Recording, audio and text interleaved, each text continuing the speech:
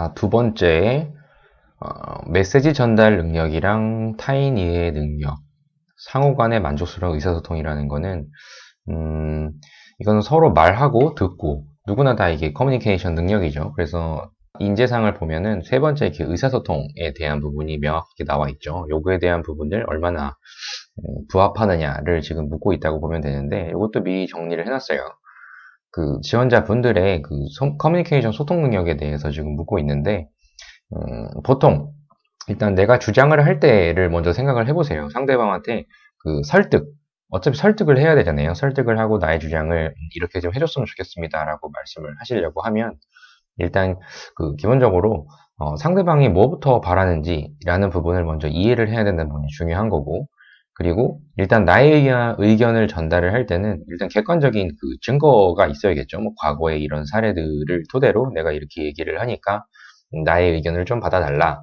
그리고 이 의견을 받아들였을 때 어떠한 결과가 예상이 된다. 그런 근거도 실제로 예전에 있었다. 이런 부분을 통해서 전달을 해야만 그 상대방이 그래도 그 당신의 의견에 저도 동의를 합니다라고 해서 나의 의견에 좀 따를 가능성이 사실 크거든요. 이거 실제로 저는 설득을 하는 부분에 있어서 가장 중요한 그런 행동 두 가지라고 제가 적어 드렸죠. 그런 부분인데 일단 그거는 나의 기준인 거고, 그리고 무엇보다 상대방도 또 이렇게 생각을 해가지고 저한테 의사를 전달할 수가 있잖아요. 그래서 그럴 때는 이렇게 객관적으로 놓고 어떻게 해야만 내가 더 그 각각의 그런 의견을 서로 이렇게 조합하여서 어떻게 이렇게 포용력이랑 이런 협상력 부분에 있어서 어떠한 능력을 발휘할지에 대한 부분이 곧 요 커뮤니케이션 능력에 대한 부분을 지금 나타내달라 얘기를 하고 있어요. 그래서 요것도 미리 제가 하나 그 해놨어요. 이거 예시인데 아까 1번 그 1번 못 보신 분들은 그 위에 제가 해 놓을 테니까 다시 한번 1번 항목부터 한번 보고 와보세요. 요 아래도 어차피 적어놨는데 일단 요 내용에 대해서 의사소통 능력에 대해서 묻는 거니까 요 부분이죠. 요게 지금 그 핵심 가치 그 인재상 부분인데, 소통이란 도덕성과 신뢰성을 바탕으로 공감적 소통과 개방적 협력을 통한 공익을 추구하는 사람, 이렇게 정의를 해놓고 있기 때문에 요거에 맞춰서 좀 작성을 하는 게 좀 좋다고 봐요. 그래서 일단 모든 뭐 면접에서도 그렇고 그 자소서에서는 이 네 가지 기준으로 항상 얘기를 해야 돼요. 그래서 그 주장을 하시고 거기에 대한 이유가 뭐고 거기에 대한 근거, 내 경험의 근거가 뭐고 그 다음에 그래서 이 부분에 있어서 나는 이렇게 재주장을 합니다. 이런 부분을 이렇게 얘기를 하게 되면 자소서든 면접이든 절대 그 장황하지 않을 거예요. 그래서 이 부분으로 통해서 한번 작성을 좀 하시는 거를 좀 권해드리고, 처음에 일단 의사소통, 내가 생각하는 소통에 대한 정의가 사실 좀 필요해요. 그 1번에서도 사실 했죠. 1번 자소서 항목에서도. 근데 일단 객관적인 그런 문서화 작업을 저는 중요하다고 생각해요. 왜냐면 일단 말로만 하는 거는 사실 구두상으로 전달하는 거는 그냥 잊어버릴 수도 있고, 실제 그 보여지는 부분에 있어서 업무상에서는 사실 좀 비효율적이거든요. 그래서 미리 상대방이 볼 수 있을 만한 그런 문서화 되어 있는 부분을 보고 같이 이야기를 해보는 것이 제일 빠른 의사결정을 할 수 있는 방법 중 하나예요. 그랬을 때 일단 내가 주장하는 거를 첫 문장으로 뒀고, 두 번째는 그렇게 생각하는 내 이유 있잖아요. 그렇게 생각하는 그 상호 간에 존중이다, 이런 부분에 있어서 내가 하는 행동은 존중이다, 그게 소통이고, 그리고 결국 이런 부분이 빠른 결정으로 성과를 낼 수 있다, 이런 이유에 대한 거를 두 번째로 얘기를 하신 거고, 그냥 단순히 나의 생각만 얘기했다면 세 번째로는 과거 내가 이런 상황 속에서 어떤 이런 나의 소통 방식을 선택해서 어떤 결과가 나올 정도로 나만의 소통 방식이 이렇게 중요하다라는 부분을 경험을 통해 가지고 이건 대신 내가 했던 거, 내가 행동했던 그 내용 있죠. 내가 역할을 좀 강조를 꼭 해주셔야 돼요. 이 부분이 사실 좀 구체적인 사례이기 때문에 좀 많이 적으셔야 하는 것을 좀 권해드리고, 마지막 이런 부분들은 조직 내 성과를 내기 위한 그 모든 사람이 갖춰야 되는 그런 설득의 기본 자세라 생각하고, 그것이 바로 그런 신뢰성이죠. 도덕성과 신뢰성으로 이어진다라는 부분, 그리고 이런 부분들은 공익을 추구할 수가 있는 태도다라는 쪽으로 이렇게 잡아주시면 되는데, 예시를 들어볼까요? 요 부분은 저희가 아까 그 1번에 했던 내용이랑 똑같아요. 일단 메시지 전달 능력이랑 그 메시지 이해 능력, 두 가지 커뮤니케이션 능력이라고 하면 상대방의 입장을 이해하는 마음이 소통의 시작이다.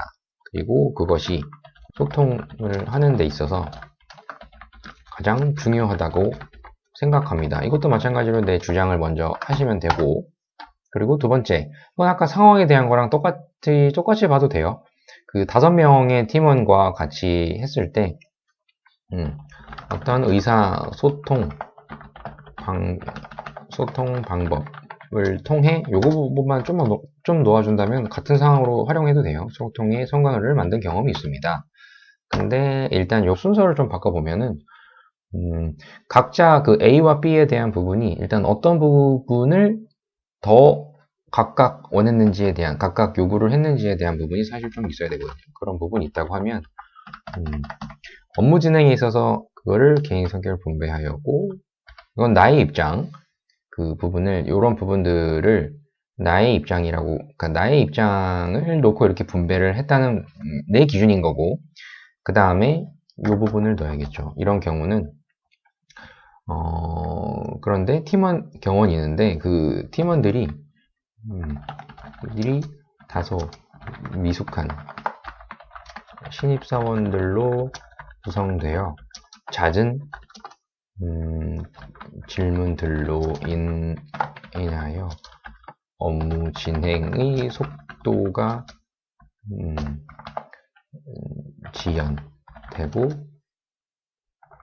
되는 상황이 발생하였습니다. 일단 상황 설명에 대한 부분을 좀 이렇게 또 추가를 해봤어요. 실제 이런 부분들. 아까 그 1번에서는 사실 이 부분을 내가 먼저 배려했다고 표현하다고 보면, 일단 이거는 이제 이미 상황이 진행되는 상황인 거죠. 그래서 지금 상황 자체가, 어떤 일을 해야 될지에 대한 부분을 나는 알고 있는데, 그 신입사원들이 5명씩이나 돼가지고, 이 부분들에 있어서, 그 뭐를 해야 될지 사실 모르니까, 이런 뭐 부사수나 이런 것도 없고 그냥 다이렉트로 그냥 나한테 물어보는 그런 상황이라고 하면, 사실 업무 속도가 되게 많이 사실 지연되거든요. 그런 부분 때문에 상대방이 원하는 것이 무엇인지를 이제 생각을 해봐야겠죠. 이런 신입사원들이 뭔지를 생각을 해보고, 그랬을 때 이 부분, 그랬을 때 업무 추진 단계에 있어서 경험이 부실 그 부분을 위하여 업무 매뉴얼을 만들어 예상되는, 이거 미리 했다는 1번에서는 미리 했다고 붙는데 자주 묻을 것 같은 질문들 있죠. 이런 부분들.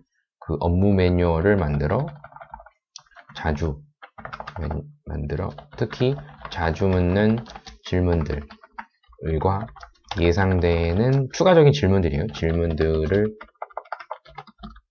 모아서 이걸 문서화해서 이런 상황이 또 있을 수 있겠죠. 반복되는 상황이나 이런 부분에 있어서 가능성을 최소화하게끔 도움을 주었습니다. 이렇게 하면은 당시 상황이랑 그리고 팀원들이 바라는 부분이랑 뭐죠? 내가 팀원들에게 전달하는 방법.